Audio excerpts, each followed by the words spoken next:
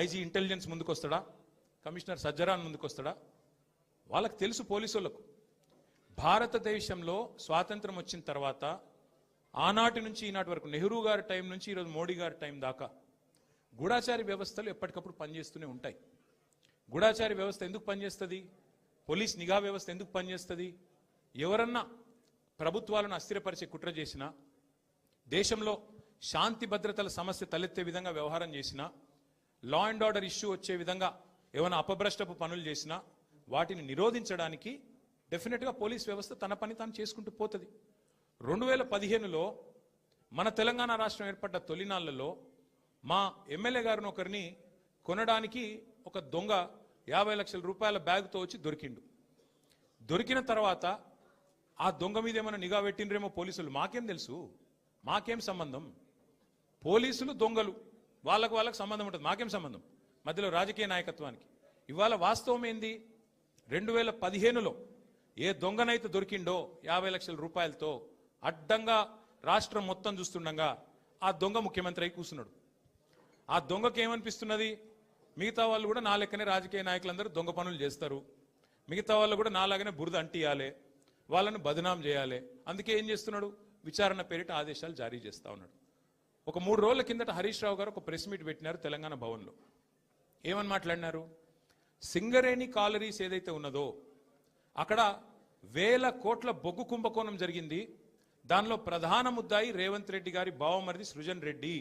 ఆయన king pin గా ఉంటూ ఈ అక్కరలేని సైట్ విజిట్ సర్టిఫికేషన్ భారతదేశంలో ఎక్కడ ఏ కోల్డ్ ఫీల్డ్లో లేదు. అదొక కండిషన్ పెట్టి, ఒక నిబంధన పెట్టి కాంట్రాక్టర్లను రింగు చేసి బెదిరించి ఫోన్ ద్వారా నేరుగా మాట్లాడి, నేను ముఖ్యమంత్రి బావమరిదిని మాట్లాడుతున్నా, మీరు టెండర్ వేయొద్దు, మీరు వేస్తా అని చెప్తే నేను సర్టిఫికెట్ ఇయనియా సింగరేణి నుంచి అని బెదిరిస్తున్నాడు.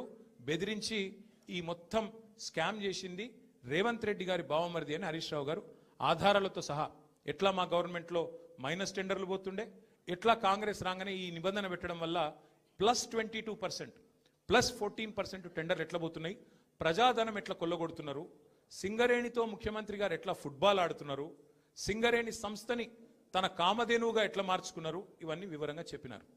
ఉదయం చెప్పంగానే సాయంత్రం వరకు మేము ఎదురు చూస్తూ ఉన్నాం. ఎవరన్నా ఒక మంత్రి, ఎవరన్నా ఒక బాధ్యుడు స్పందిస్తాడేమో. పోనీ కేంద్ర బొగ్గు శాఖ మంత్రి మన రాష్ట్రం నుంచే ఉన్నాడు కిషన్ రెడ్డి గారు, వారి ప్రభుత్వానికి కూడా సింగరేణిలో 49% వాటా ఉంది. కనీసం ఆయనన్నా, మరి కేంద్ర బొగ్గు మంత్రి కాబట్టి ఆయనన్నా స్పందిస్తాడేమో, ఈ దొంగలను పట్టుకుంటాడేమో.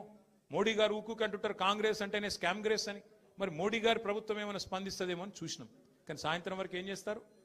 హరీష్ రావు గారికి సిట్ నోటీస్. అది అయిపోయింది, అదో డ్రామా ఒక రోజంతా నడిపిండ్రు. హరీష్ రావు గారు లోపల పోయినరు, ఉల్టా క్వశ్చన్లు వాళ్ళనే అడిగిండు, వాళ్ళకి ఏం చెప్పాలన్నా తెలియలేదు, నీళ్ళు నమిలిండ్రు, అయిపోయింది. ఇప్పుడు మళ్ళా ఇక డైలీ సీరియల్, అదే సీరియల్ ఉంటుంది కార్తీక దీపం అని, అది మనసు మమత, ఆ టైప్లో మళ్ళీ ఈరోజు నాకు, రేపు ఎల్లుండి ఇంకొకరికి. ఇది ఒక టైంపాస్ ప్రోగ్రామ్ తప్ప ఇలా అయ్యేది ఏమీ లేదు, వచ్చేది ఏమీ లేదు. మా సోదరులు వాలంటరీ రిటైర్మెంట్ తీసుకున్న additional director general of police RS Praveen గారు మిగతా విషయాలు మీకు అన్నీ చెప్తారు, నేను ఎక్కువ చెప్పా. ఎందుకంటే వారు ఇటున్నారు, వారు అన్ని విషయాలు వారు వివరంగా చెప్తారు. ఎందుకంటే వారు గతంలో ఐపీఎస్ ఆఫీసర్గా పనిచేసినారు, వారి తర్వాత ప్రెస్ మీట్ పెట్టి అన్నీ చెప్తారు.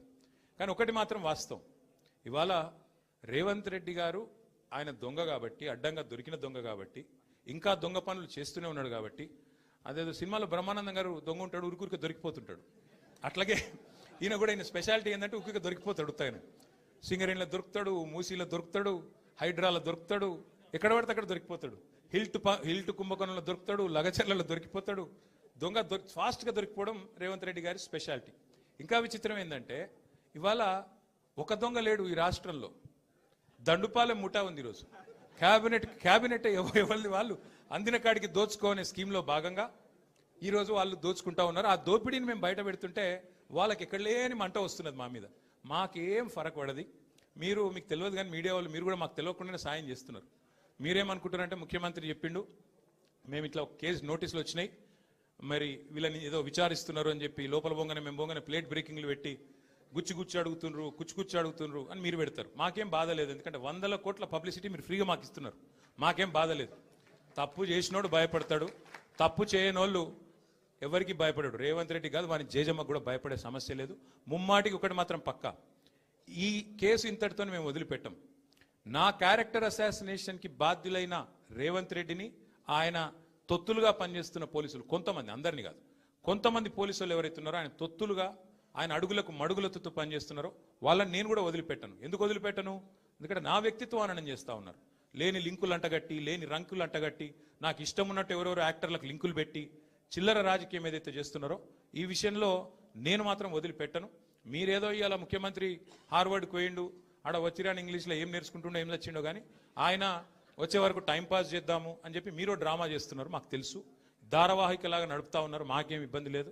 మీరు ఎన్నిసార్లు పిలిచినా వస్తాం. ఎందుకంటే చట్టాన్ని గౌరవించే పౌరులం, తప్పకుండా వస్తాం.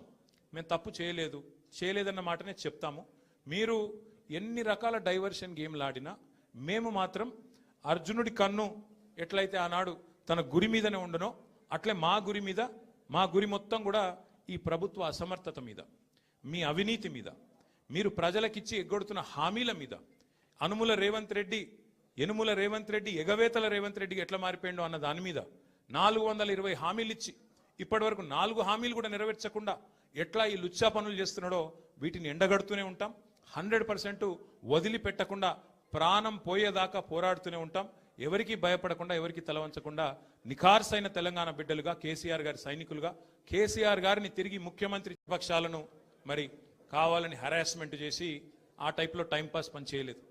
మా నాయకుడు గొప్పతనం ఏంటంటే ఇవ్వని వాగ్దానాలను కూడా నెరవేర్చిన నాయకుడు కేసీఆర్ గారు. మేనిఫెస్టోలో చెప్పని హామీలను, మేనిఫెస్టోలో ఇవ్వని వాగ్దానాలను కూడా నెరవేర్చిన నాయకుడు కేసీఆర్ గారు. ఒక రైతు బంధు అయితేనేమి, ఒక కళ్యాణ లక్ష్మి అయితేనేమి, ఒక కేసీఆర్ కిట్ అయితేనేమి, ఇట్లా చెప్పుకుంటూ పోతే 1-2 కాదు, ఎన్నో కార్యక్రమాలు మేము మేనిఫెస్టోలో చెప్పలేదు.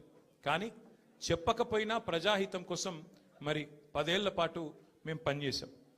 ఇవాళ బాధ అనిపిస్తున్నది, ఎంక్వైరీలతో కాదు, ఎంక్వైరీలకు భయపడేటోడు ఎవడు లేడు, బాధపడేటోడు ఎవడు లేడు. కానీ ఇవాళ ఇంత కష్టపడి మరి కేసీఆర్ గారి నాయకత్వంలో ప్రజలు సాధించుకున్న ఈ రాష్ట్రంలోని పరిపాలన పిచ్చోడి చేతిలో రాయిలాగా మారిపోయింది. పరిపాలన మీద దృష్టి లేదు, పరిపాలన చేత కాదు, ప్రజలకిచ్చిన హామీలు నెరవేర్చే సత్తా లేదు. అసమర్థుడి జీవనయాత్రలాగా ఈ 2 ఏళ్ళు ఏదో నెట్టుకుంటూ టైంపాస్ చేసుకుంటూ వచ్చినారు. ఒక్కొక్క రోజు ఒక్కొక్క డ్రామా. కొన్ని రోజులు కాళేశ్వరం పేరిట డ్రామా, కొన్ని రోజులు గొర్రెల స్కామ్ అని డ్రామా, కొన్ని రోజులు ఫార్ములా ఈ పేరిట డ్రామా, మరికొన్ని రోజులు ఫోన్ ట్యాపింగ్ అని చెప్పి డ్రామా. ఇవాళ ఒక బాధ ఎక్కడ అనిపిస్తుంది అంటే, చదువు, సంస్కారము, మర్యాద, హుందాతనం ఉన్న ఒక పార్టీ నాయకుడిగా నేను చేసే విజ్ఞప్తి, నేను చేసే ప్రార్థన ఏంటంటే, ఈ పుట్టిన మట్టి సాక్షిగా, అంతరాత్మ సాక్షిగా అక్రమ, అనైతిక